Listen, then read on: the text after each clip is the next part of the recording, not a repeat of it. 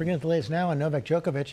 He lost his bid to stay in Australia and defend his Australia Open title, ejected from the country after the authorities revoked his visa. The tournament starts this morning.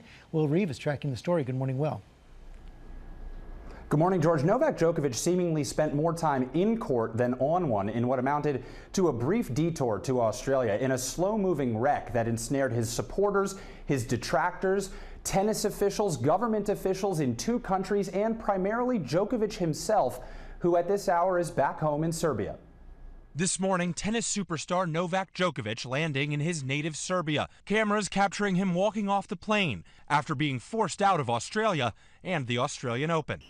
The world #1 losing his appeal for the Australian government to overturn its decision to rescind his travel visa for the second time in as many weeks, putting an end to any hope for him defending his title and winning a record 21st Grand Slam.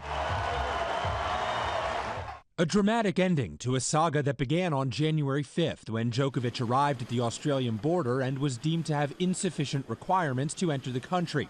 The main issue being he's unvaccinated. Sunday's decision by a panel of federal judges was unanimous to uphold Australian Immigration Minister's Alex Hawke's decision to cancel Djokovic's visa again on health and good order grounds. The orders of the court are: 1, the amended application be dismissed with costs.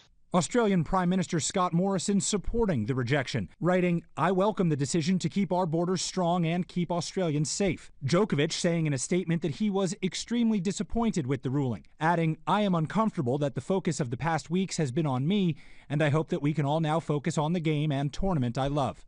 The 10-day visa vaccine international incident engulfed Australian politics and mobilized Djokovic supporters in his native Serbia and in Melbourne, where a large group clashed with police in the streets outside the quarantine facility where Djokovic awaited a ruling on his initial appeal. Djokovic's family claiming the ordeal was not just about sports but also politics.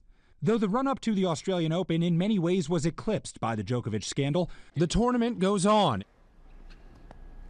Djokovic's status for the other major tournaments this year could be up in the air as well, according to current government guidelines. The French Open, he would need a vaccine passport to play. Wimbledon, he would have to quarantine for 10 days upon arrival to the UK. And the U.S. requires non-citizens to be vaccinated, so Djokovic might not be able to play in August's U.S. Open either. George? Oh, we will see what happens with that. Will Reeve, thanks very much.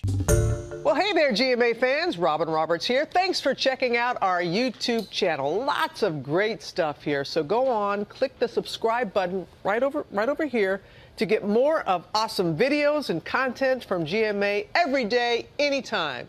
We thank you for watching, and we'll see you in the morning on GMA.